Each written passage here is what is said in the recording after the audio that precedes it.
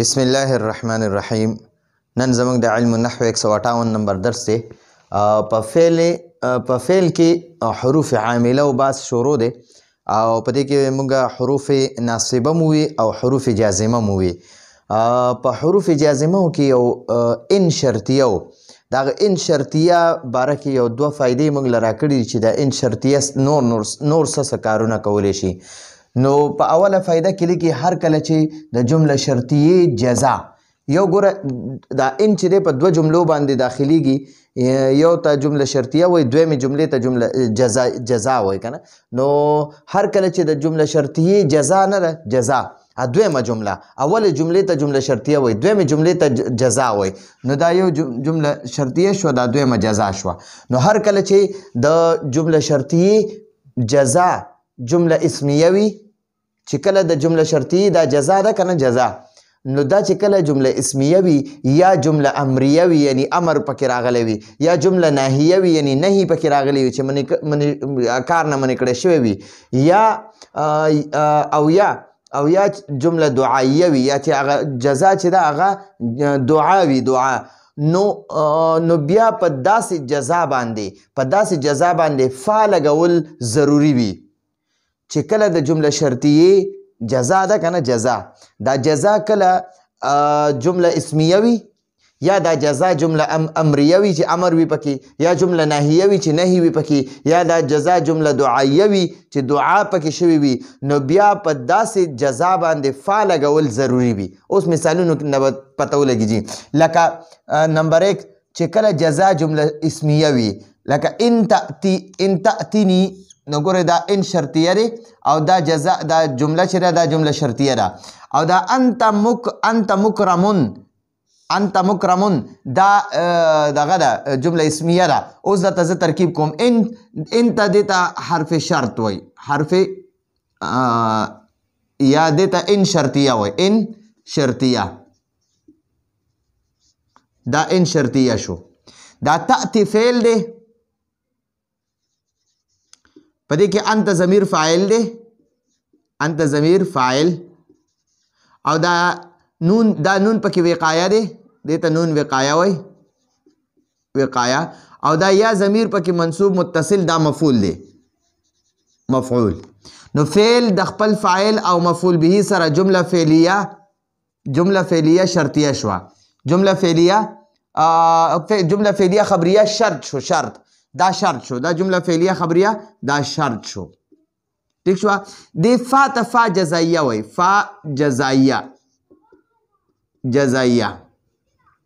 دا انت نه دی، دا انت دا مبتدا دی، مبتدا.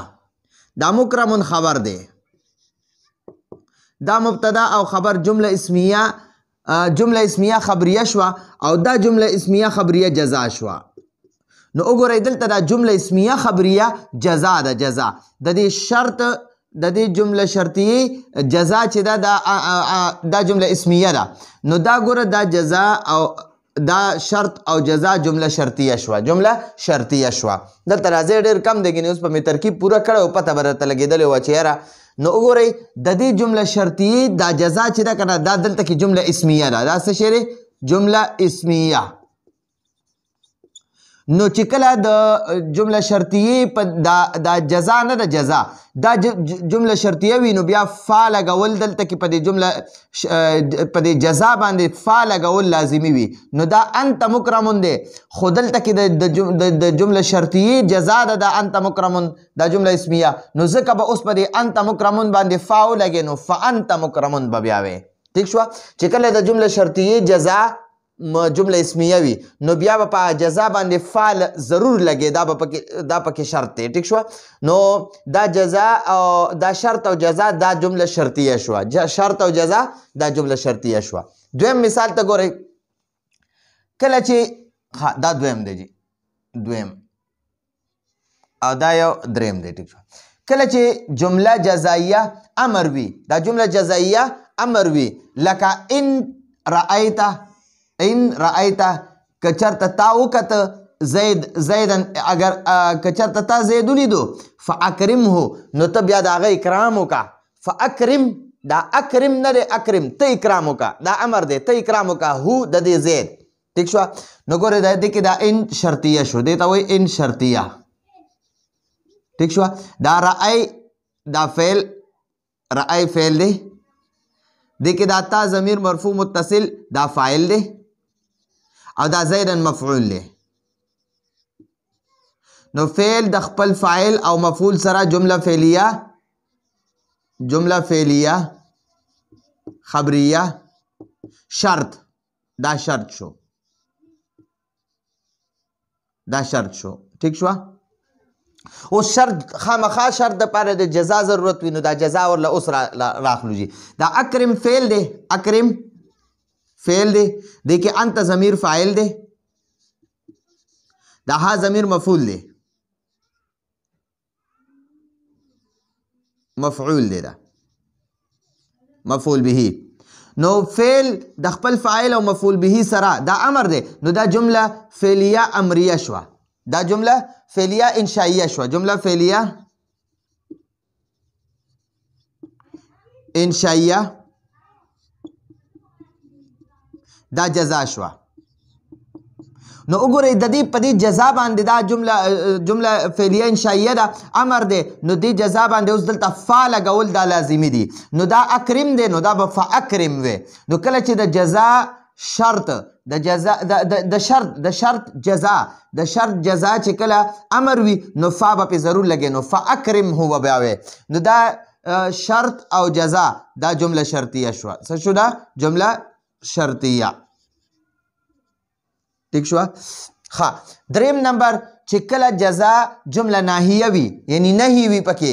هغه جزا چې ده شرط نه د شرط چې کومه جزا ده هغه جزا کله نهی وي نو بیا به په هغې باندې فا لګې لکه ان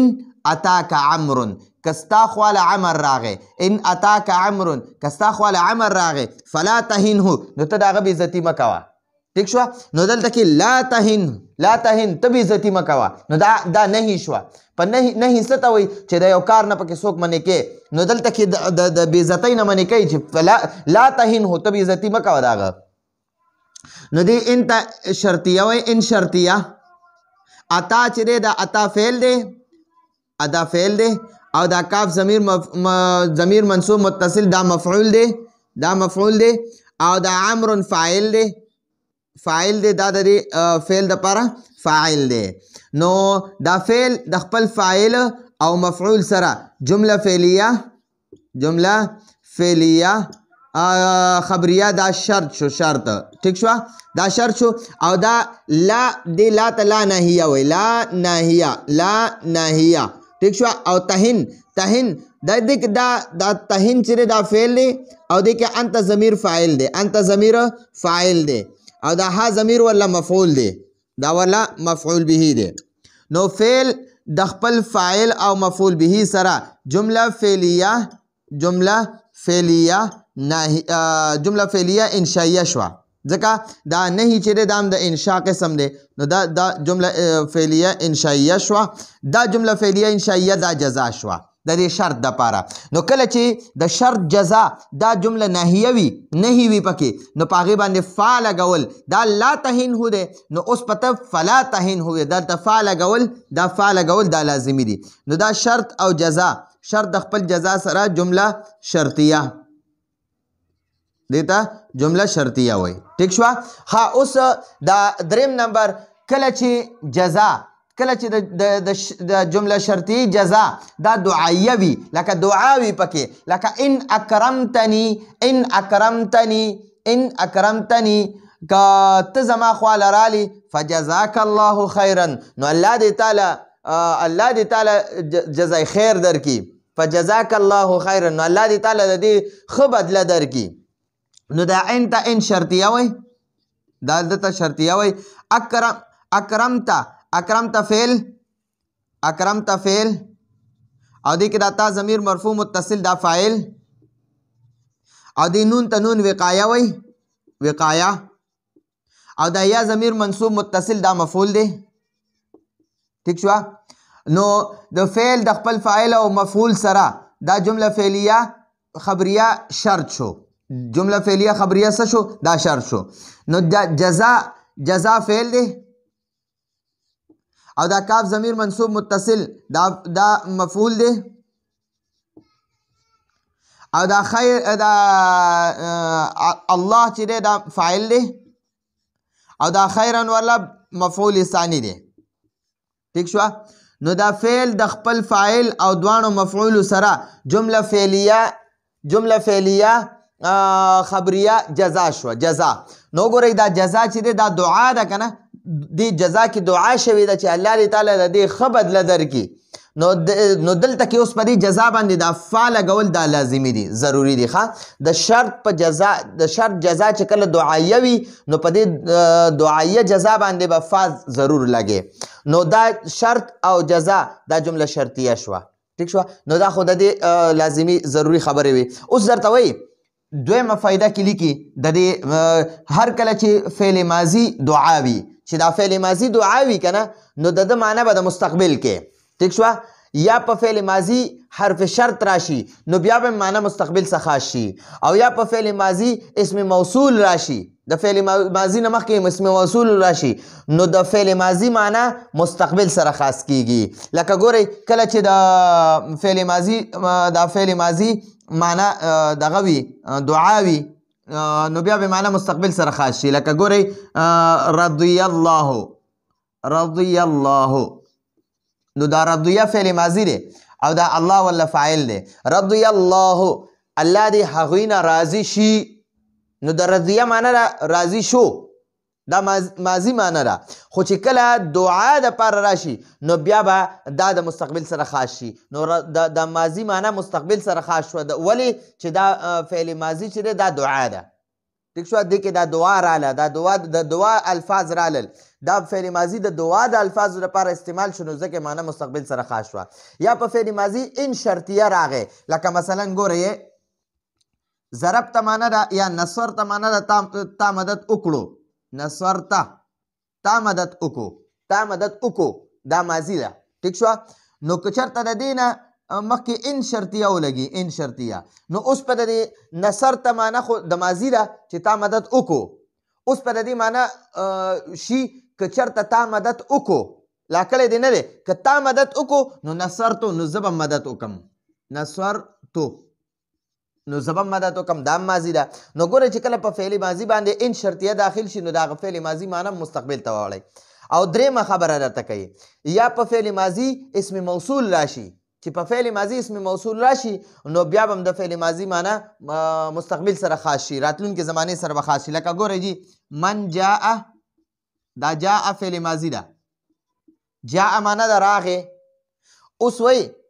من جاء دا من اسم موصول دی دا دی جاء نه مخکې ولګېدو نو اوس په د دې جاء معنی خو ده راغې ټیک شو راغې نو اوس د دې من د معنی د وجې دا معنی شوه چې څوک راشي ټیک شوه من جاء بالحسنة چې څوک یو نیکي راوړي یا یو نیکۍ سره راشي فله 10 امثالها نو هغه له الله پاک د هغې 10 چنده ورکوي ٹھیک شوه نو من جاء معنی ده چې کله څوک راشي ٹھیک شوه نو د اسم موصول د فعل ماضي معنی مستقبل سره خاص کړه د ان شرطیه د فعل ماضي معنی مستقبل سره خاص کړه او د دعایه کلمات او الفاظو د فعل ماضي مستقبل سره خاص کړه نو دا دوه فائدې وي د فعل ماضي باره کې راغله او دا بره چې دی د ان شرطیه چې کومه جزا ده نو هغه جزا باره کې راغله چې کله جزا جمله اسمیه وي یا دا جزا جمله امریه وي امر وي یا دا جزا